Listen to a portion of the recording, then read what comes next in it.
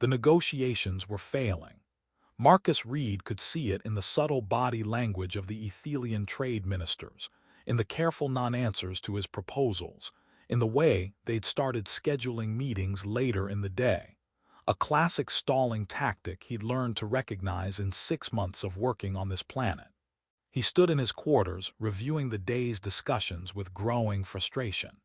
He'd come to Aethel Prime to coordinate commercial agreements between Earth corporations and the Aethelian kingdom, straightforward trade negotiation that should have been resolved in weeks. Instead, he'd walked into a political minefield. The kingdom was fracturing. Succession disputes between the 3 royal heirs, territorial conflicts with neighboring systems, internal factions threatening civil war.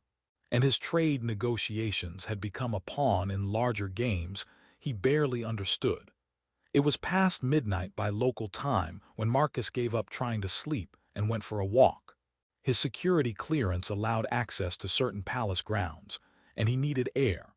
The gardens were stunning, bioluminescent plants that glowed softly under Aethel Prime's 3 moons, creating a landscape that looked like someone had painted with starlight. Water features created gentle sounds that should have been soothing. Marcus walked until he reached a reflecting pool surrounded by sculpted stones. In the distance, he saw what looked like a statue, a figure sitting in perfect stillness near the water's edge. He was alone, completely alone for the first time in days. The weight of everything, the failing negotiations, the political tensions he couldn't navigate, his own insignificance in events that would affect billions, crashed down on him. He spoke aloud, not to anyone, just to the universe, the way exhausted people do when they need to voice something that's been living in their head.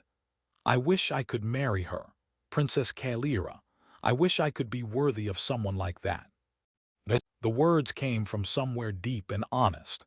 He'd seen the princess exactly 4 times in formal settings. She was brilliant, military strategist, fierce diplomat, completely untouchable. The kind of person you admire from a safe distance, because the gap between you is so vast that desiring more seems laughable.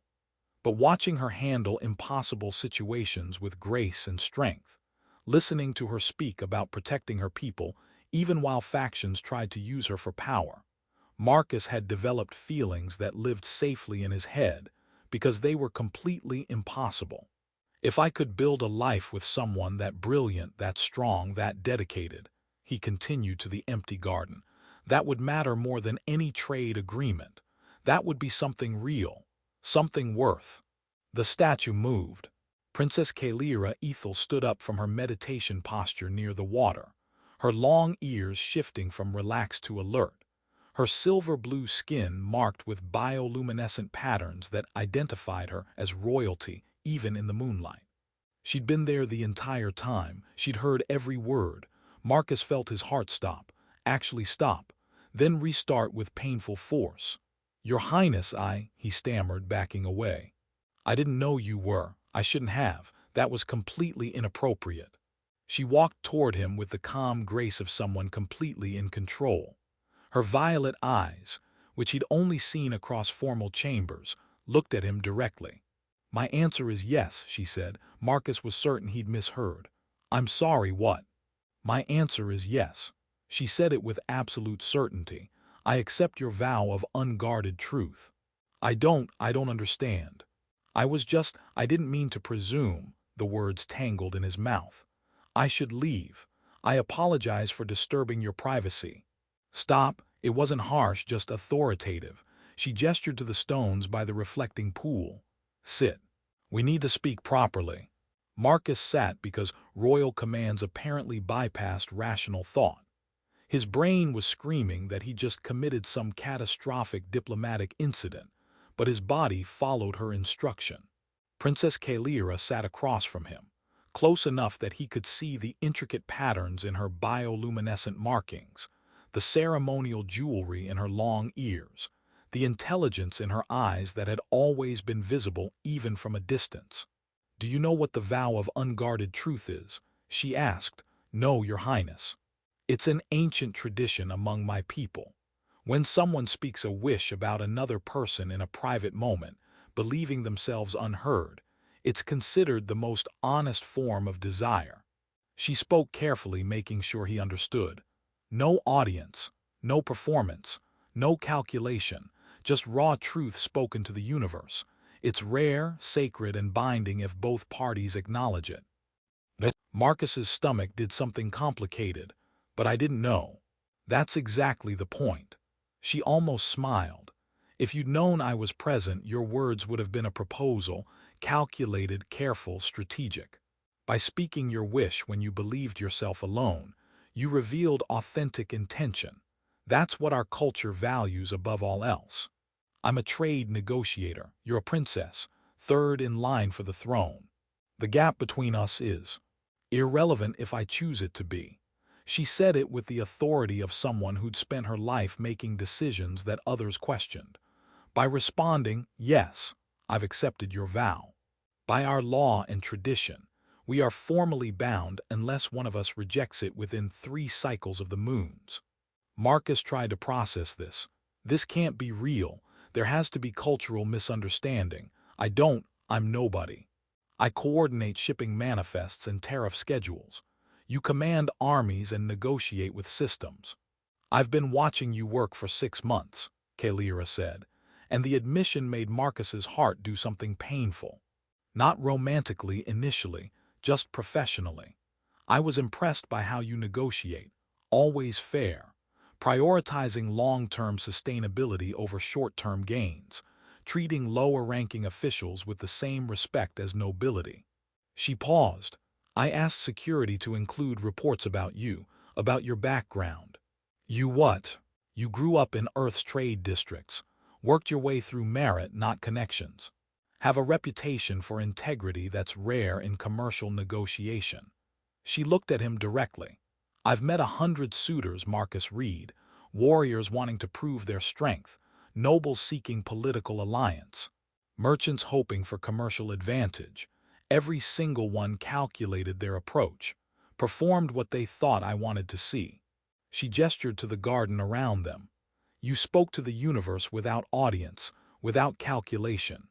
That is what our culture values, authentic intention revealed when no one's watching. Marcus felt overwhelmed. I do admire you.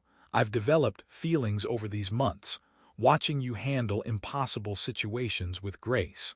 But I never imagined anything could come of it. The idea seemed so impossible, I didn't even let myself consider it seriously. The gap exists if we let it, Calira said. I'm choosing not to. The question is whether you can do the same. They sat by the reflecting pool under 3 moons, an impossible conversation happening in the space between what Marcus had believed was possible and what was apparently real. If I say yes, he said carefully, what happens? Political chaos. She said it with dark humor. The council will be divided, conservative factions outraged, my family confused, your negotiations probably complicated further. She met his eyes. But I will have chosen someone whose first thought about me wasn't what I could provide him, but whether he could be worthy of me. That difference matters. Marcus thought about it. About the woman sitting across from him who commanded armies but came to gardens at midnight to meditate alone. About how a wish spoken to the universe had somehow become reality. Then yes, he said. My answer is yes too. Calira smiled, genuine warmth breaking through royal composure. Good, now prepare yourself. By morning the entire palace will know, and the real complications begin. The news spread through the palace like wildfire. By dawn, everyone knew that Princess Kaelira had accepted a human trade negotiator's vow of unguarded truth. By midday, Marcus was summoned before the royal council. The chamber was intimidating by design. High ceilings, ancient carvings depicting Aethelian history, and a semicircle of nobles whose expressions ranged from curiosity to barely contained fury. Princess Kaelira stood beside the throne where her eldest brother sat. She was in full ceremonial armor, the warrior princess in formal setting rather than the meditative figure from the garden. Marcus Reid, the king's counselor, announced. You stand before the council to verify events of the previous night. Did you, in the palace gardens, speak a vow of unguarded truth regarding Princess Kaelira Aethel? I spoke words, Marcus said carefully, not knowing the princess was present or that my words held formal significance in your culture. I believed I was alone. A noble whose scales bore military markings, Lord Cavern, Marcus had learned, spoke with barely controlled anger. Then this is a mistake, cultural misunderstanding. The human didn't understand tradition. The vow should be annulled. The vow specifically requires the speaker to be unaware of being heard. An elderly Aethelian said, Elder Sareth, keeper of traditions. That is what makes it authentic. By your own argument, Lord Cavern, Marcus Reid met every requirement perfectly. He's a foreign commoner with no title, no achievement, no political value. The vow of unguarded truth explicitly rejects such considerations, Sareth interrupted. It values authentic intention over status. That is its purpose. The council erupted into argument. Factions formed instantly, conservatives demanding rejection of the vow, progressives defending tradition, political operatives calculating advantages. Princess Kaelira's voice cut through the chaos. Counselors, I have given my answer. By our oldest laws, that answer stands. She looked around the chamber. If the council believes this union inappropriate, you may challenge my position in succession. But you cannot challenge the tradition itself without undermining the very foundations of our culture. It was a calculated risk, forcing them to choose between opposing her personally or opposing sacred law. The king, her eldest brother Marcus learned, spoke for the first time. The princess is correct. The vow of unguarded truth predates our current dynasty. It has been honored for millennia. He looked directly at Marcus. Whether we approve personally is irrelevant to its legitimacy. Lord Cavern stood abruptly. Then I invoke the right of inquiry. I wish to understand what makes this human worthy of our princess beyond fortunate words spoken in darkness. That inquiry is your right, the king agreed. Marcus Reid, you will remain in the palace as a guest. Your negotiations are suspended until this matter is resolved. The council adjourned. Guards, respectful but present, escorted Marcus to new quarters that were somehow both more luxurious and more obviously a form of custody. Princess Kaelira arrived within the hour, alone except for a single guard who stationed herself outside. That went approximately as badly as expected, she said. Lord Cavern really doesn't like me. Lord Cavern hoped to bond with me for political alliance. Your existence has complicated his plans significantly. She sat in a chair that probably cost more than Marcus's entire career earnings. He'll try to undermine you, create situations where you fail publicly, prove you're unworthy. I probably am unworthy by your court standards. You're unworthy by their measures of status and military achievement. You're extremely worthy by measures of character and integrity. The question is which standards matter more. She looked at him seriously. This won't be easy, Marcus. The opposition won't simply accept this. We'll face challenges, scrutiny, attempts to separate us. Are you certain you want to proceed? Marcus thought about the woman sitting across from him, about how she'd heard his private wish and responded with acceptance rather than mockery, about how she was fighting her own counsel to honor both tradition and choice. I'm certain I want to try, he said. I'm not certain I'll succeed, but I'm certain it matters. Good, she stood. Then we begin properly, not as princess and commoner forced together by tradition, but as two people building something genuine within it. Over the following days, they spent time actually getting to know each other. Not formal audiences or political performances, but genuine conversation. Marcus learned about the weight of her position, how every action was scrutinized, how loneliness came from never knowing if people valued her or her status, how she'd chosen military strategy because it was the one place where competence mattered more than birthright. Calira learned about his background, growing up in Earth's trade districts, working 3 jobs to pay for education, building a career through pure merit in a field where connections usually mattered more. She asked about his approach to negotiation, and Marcus found himself explaining systems thinking, long-term relationship building, the importance of understanding what people actually needed versus what they claimed to want. You see patterns, she observed. Not hierarchies, not who's powerful and who isn't, just how systems function and how to optimize them. Hierarchies are just systems with built-in inefficiencies, Marcus said. Nepotism, status-based decision-making, information being withheld based on rank, all of it creates suboptimal outcomes. Merit-based systems work better. That's heresy to half my court. That's why your kingdom is fracturing. She laughed, genuine amusement that made her seem younger. You're going to make so many enemies. I've been making enemies through honesty my entire career. At least these ones have better architecture. But the opposition was real and growing. Lord Cavern's faction worked steadily to undermine Marcus, spreading rumors about ulterior motives, questioning his loyalty, suggesting he was a foreign operative using the princess for Earth's advantage. The test came during a crucial territorial negotiation with a neighboring system.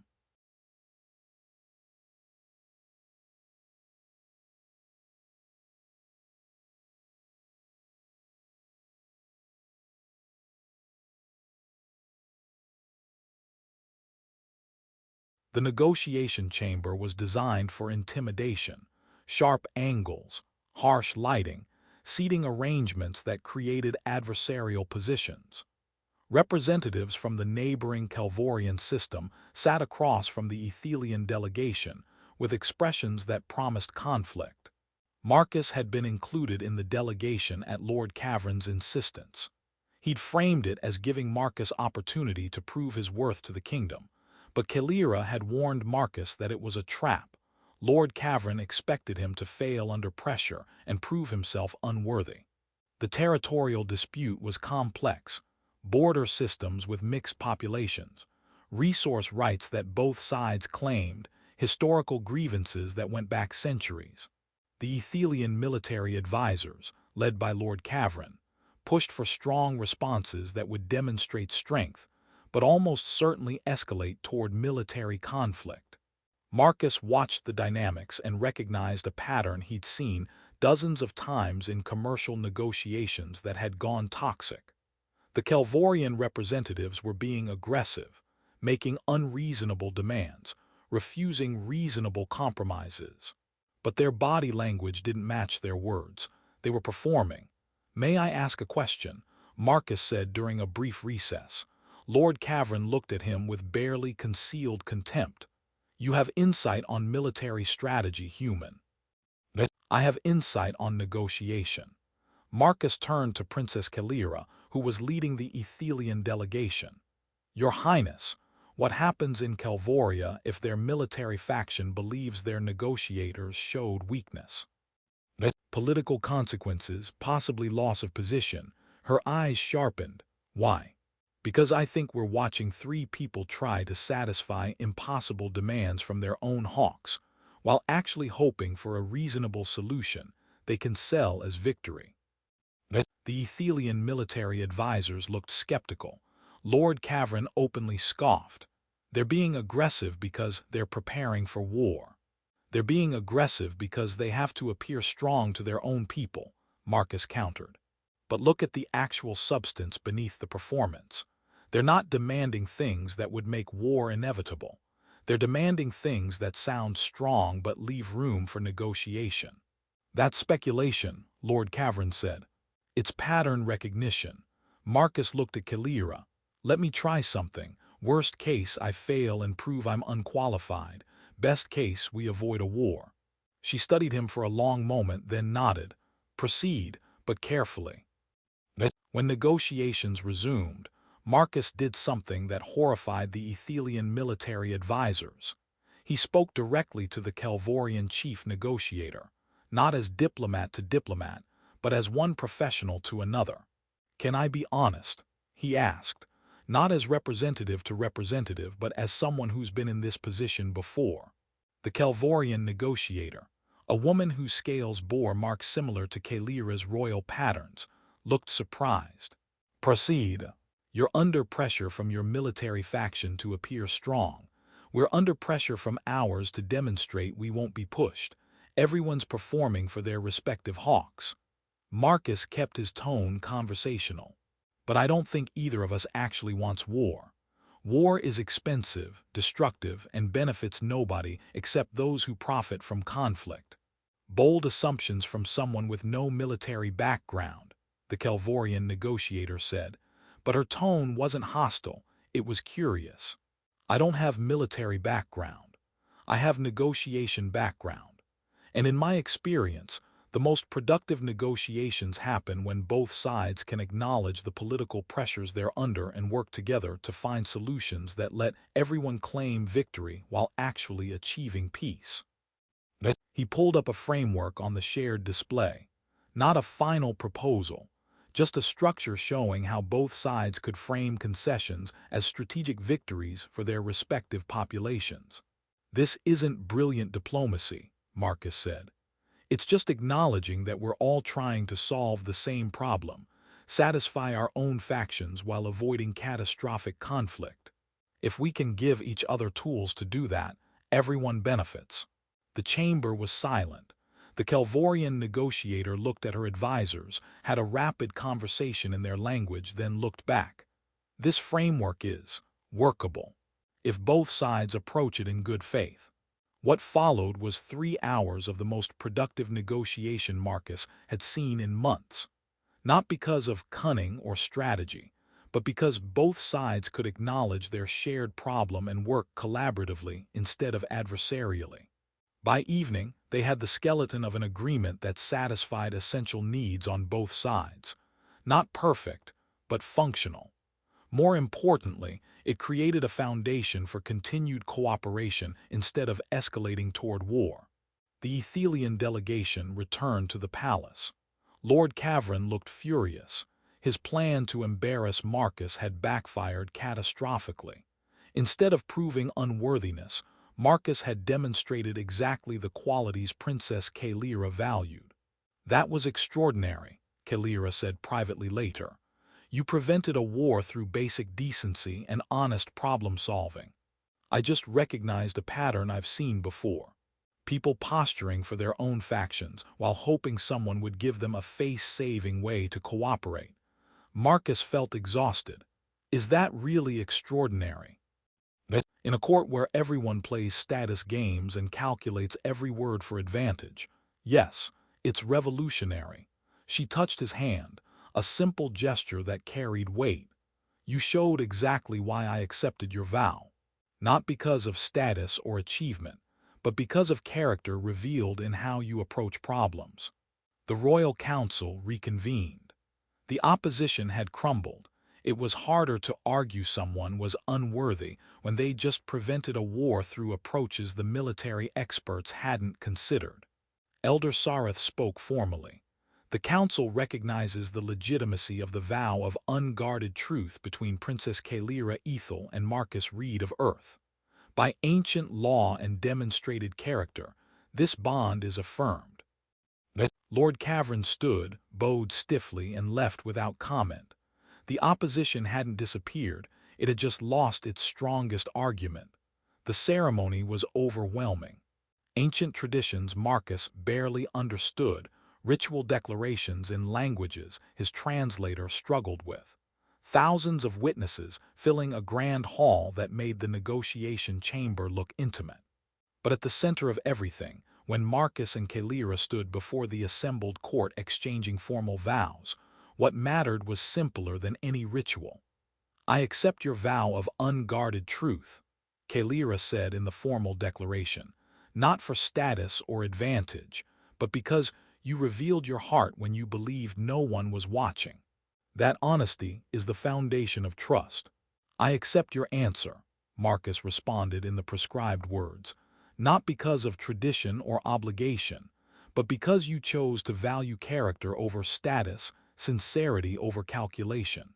That courage is the foundation of partnership. They sealed it with the traditional gesture, touching foreheads, a Aethelian sign of complete trust that left you vulnerable to attack, signifying that you trusted the other person absolutely. In that moment, Marcus felt the surreal nature of everything. A wish whispered in a garden had led to this. Standing before thousands, bonded to a princess, his life completely transformed from the quiet trade negotiator he'd been. The reception afterward was political theater. Nobles offering congratulations that ranged from genuine to obviously performed, political factions recalculating their positions. Lord Cavern and his allies maintaining cold correctness while clearly still opposed. But there were genuine moments too. The Calvorian chief negotiator attended, offered private congratulations, and said to Marcus, "Your approach to negotiation is unusual. If you ever want to teach others, Calvoria would welcome your perspective." Months passed. The initial chaos settled into new normal. Marcus maintained his work with trade negotiations, now with significantly more access and influence, though he tried to use both carefully. Calira continued her military and diplomatic roles, but with someone who could discuss her day without political calculation, who cared about her as a person rather than a position. They fell into rhythms. Morning strategy sessions where they'd discuss their respective challenges. Evening walks in the palace gardens where they'd met. Quiet moments between the political performance where they could just be two people building a life together. One evening, they found themselves back at the reflecting pool where everything had started. The gardens were empty, 3 moons overhead creating the same lighting as that first night. "Do you ever regret it?" Marcus asked. "The political complications, the opposition you still face, the fact that you bonded with someone your court considers unworthy." Calira was quiet for a moment, then smiled. "I regret the complications, not the choice. You married a princess, someone with power and position and political weight. I married someone who sees past the princess to the person underneath. We're both getting what we need. I still can't quite believe it's real sometimes. That a wish spoken to the universe led to this. That's exactly why it worked." She took his hand. "You weren't trying to achieve this, weren't calculating how to impress me or leverage your position. You just expressed honest desire when you believed no one was listening. That authenticity is what our tradition recognizes as most valuable. Your culture is either very wise or very strange. Why not both?"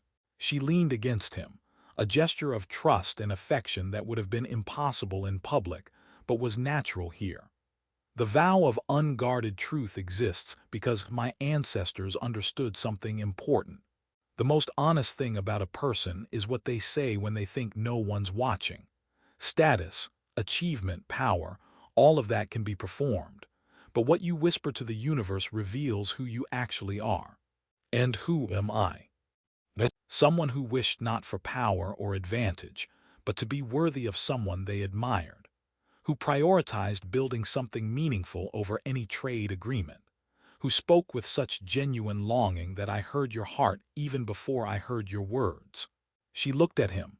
"You're someone who values character over status, substance over performance, genuine connection over political advantage. That's who you are, Marcus Reid. That's who I chose." They sat in comfortable silence, watching the moons reflect in the pool. The political tensions hadn't disappeared.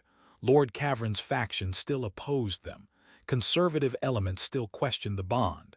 There would always be those who saw Marcus as foreign influence rather than genuine partner. But sitting in the garden where an unguarded wish had become reality, Marcus understood what Calira meant about authentic intention. He hadn't calculated this, hadn't performed or strategized. He'd simply spoken his heart when he thought the universe was the only witness, and someone extraordinary had heard him and answered.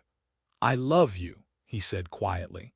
Not a formal declaration, not political statement, just truth spoken in a garden. "I know," Calira replied. "I heard you the first time you said it. When you thought no one was listening, that's when it mattered most." Under 3 moons, In gardens that had witnessed an impossible wish become reality, they sat together, a human and a princess, bound not by status or tradition or political calculation, but by a moment of unguarded truth that had proved sincerity and courage could outweigh every barrier